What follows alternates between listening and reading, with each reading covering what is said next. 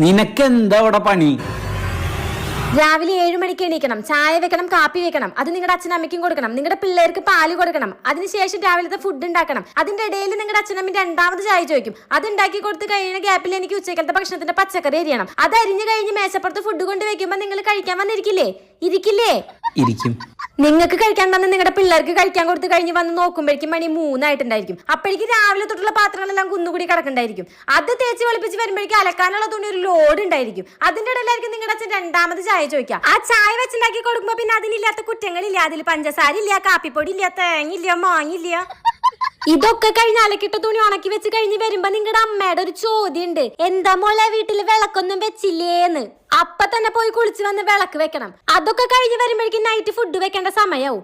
അതൊക്കെ കഴിഞ്ഞ് നൈറ്റ് ഒന്ന് 12 മണിക്ക് കിടന്നു കഴിഞ്ഞു കഴിഞ്ഞാൽ രാവിലെ 7 മണിക്ക് പിന്നെ എണീക്കണം. പിന്നെയും ഈ സൈക്കിള് റിപ്പീറ്റ്.